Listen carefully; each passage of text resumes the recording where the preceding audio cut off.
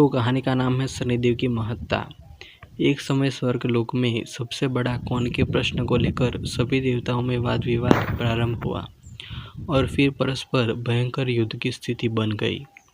सभी देवता देवराज इंद्र के पास पहुंचे और बोले, हे देवराज, आपको निर्णय करना होगा कि 9 ग्रहों में सबसे बड़ा कौन है। देवताओं का प्रश्न सुनकर देवराज इंद्र उलझन में पड़ गए और कुछ देर सोचकर बोले, हे देवगणों, मैं इस प्रश्न का उत्तर देने में असमर्थ हूँ। पृथ्वीलोक में उज्जैनी नगरी में राजा विक्रमादित्य का राज्य है। हम राजा विक्रमादित्य के पास चलते हैं क्योंकि वह न्याय करने में अत्यंत लोकप्रिय है। उनके सिंहासन में अवश्य ही कोई जादू है कि उस पर बैठकर राजा विक्रमादित्य दूध का दूध और पानी का पानी अलग करने का न्याय करते हैं। देवराज इंद्र के आदेश पर सभी देवता पृथ्वी लोक में उज्जैनी नगरी में पहुंचे। देवताओं के आगमन का समाचार सुनकर स्वयं राजा विक्रमादित्य ने उनका स्वागत किया। महल में पहुंचकर जब देवताओं ने उनसे अपना प्रश्न पूछा तो राजा विक्रमादित्य भी कुछ देर के लिए परेशान हो उठे, क्योंकि सभी देवता अपनी अपनी शक्तियों के कारण महान और शक्तिशाली थे। किसी को भी छोटा या बड़ा कह देने से उनके क्रोध के प्रकोप से भयंकर हानि पहुंच सकती थी। तब भी राजा विक्रमादित्य को एक उपाय सूझा और उन्होंने विभिन्न धातुओं स्वर्ण, रजत, कांसा, तांबा, सीसा, रांगा, जस्ता, अब्रक व लोहे के 9 आसन बनवाए। धातुओं के गुणों के अनुसार सभी आसनों को एक दूसरे के पीछे रखवा कर उन्होंने देवताओं को अपने अपने सिंहासन पर बैठने को कहा। सब देवताओं के बैठने के बाद राजा विक्रमादित्य ने कहा, आपका निर्णय तो स्वयं हो गया। जो सबसे पहले सिंहासन पर विराजमान है वही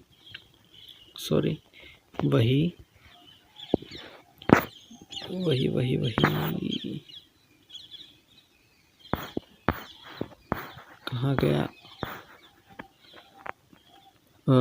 पर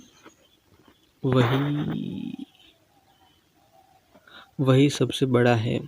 राजा विक्रमादित्य के निर्णय को सुनकर शनिदेव ने सबसे पीछे आसन पर बैठने के कारण अपने को छोटा जानकर क्रोधित होकर कहा, राजन, तुमने मुझे सबसे पीछे बैठाकर मेरा अपमान किया है। तुम मेरी शक्तियों से परिचित नहीं हो। मैं तुम्हारा सर्वनाश कर दूंगा। सूर्य एक राशि पर 1 महीने, चंद्रमा 2.25 दिन, मंगल 1.5 महीने, बुध और शुक्र 1 महीने, बृहस्पति 13 महीने रहते हैं, लेकिन मैं किसी राशि पर 7.5 वर्ष रहता हूँ। बड़े बड़े देवताओं को मैंने अपने प्रकोप से पीड़ित किया है। राम को 7.5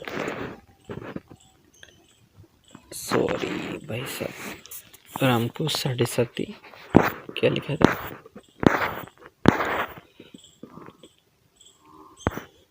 राम को 7.5 के कारण ही वन में जाकर रहना पड़ा और रावण को 7.5 के कारण ही युद्ध में मृत्यु का शिकार बनना पड़ा। उनके वंश का सर्वनाश हो गया।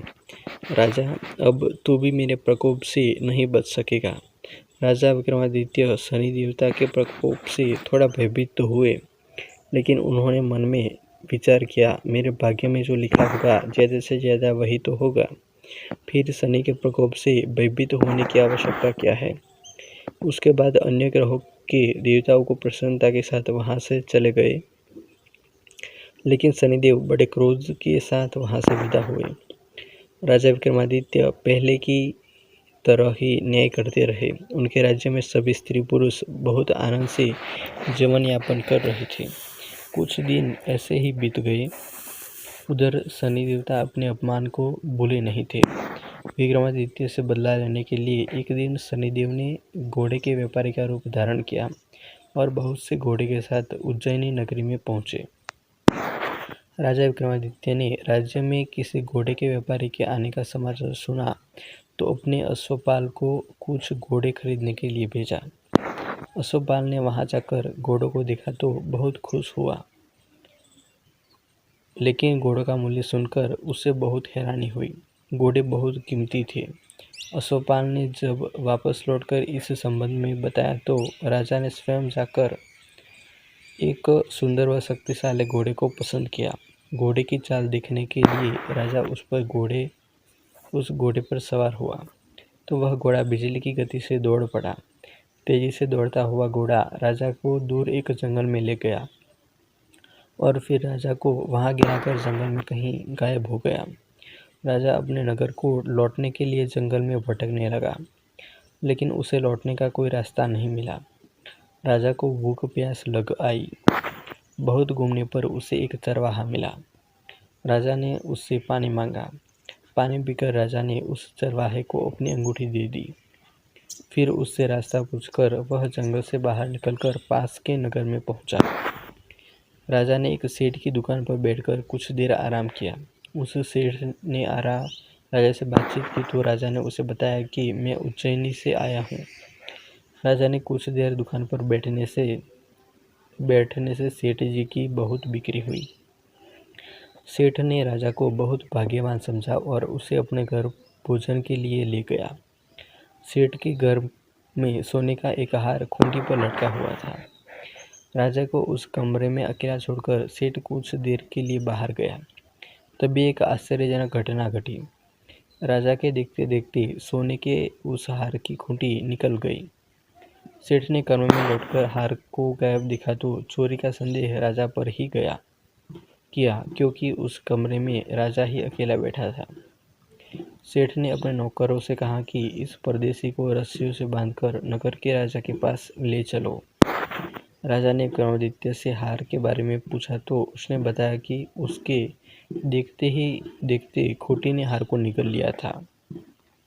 इस पर राजा ने क्रोधित होकर चोरी करने के अपराध में विक्रमादित्य के हाथ पांव काटने का आदेश दे दिया। राजा विक्रमादित्य के हाथ पांव काटकर उसे नगर की सड़क पर छोड़ दिया गया। कुछ दिन बाद एक तेली उसे उठाकर अपने घेर ले गया और उसे अपने कोल्हू पर बैठा दिया। राजा आवाज देकर बैलों को हाँकता रहा। इस तरह तेली का बैल चलता रहा और राजा को भोजन मिलता रहा। शनि के प्रकोप की 7.5 पूरी होने पर वर्षा ऋतु प्रारंभ हुई। राजा विक्रमादित्य एक रात मेघ मल्हार गा रहा था कि तभी नगर के राजा की लड़की राजकुमारी मोहिनी रथ पर सवार उस तेली के घर के पास से गुजरी। उसने मेघ मल्हार सुना तो उसे बहुत अच्छा लगा और दासी को भेजकर गाने वाले को बुला लाने को कहा। दासी ने लौटकर राजकुमारी को अपंग राजा के बारे में सब कुछ बता दिया। राजकुमारी उसकी मेघ मल्हार पर बहुत मोहित हुई थी, अतः उसने सब कुछ जानकर भी अपंग राजा से विवाह करने का निश्चय कर लिया। राजकुमारी ने अपने माता पिता से जब यह बात कही तो वे हैरान रह गए। राजा को लगा कि उसकी बेटी पागल हो गई है। रानी ने मोहिनी को समझाया, बेटी तेरे भाग्य में तो किसी राजा की रानी होना लिखा है, फिर तो उस अपंग से विवाह करके अपने पाँव पर कुल्हाड़ी क्यों मार रही है। राजा ने किसी सुंदर राजकुमार से उसका विवाह करने की बात कही, लेकिन राजकुमारी ने अपनी जिद नहीं छोड़ी। अपनी जिद पूरी कराने के लिए उसने भोजन करना छोड़ दिया और प्राण त्याग देने का निश्चय कर लिया। आखिर राजा रानी को विवश होकर अपंग विक्रमादित्य से राजकुमारी का विवाह करना पड़ा।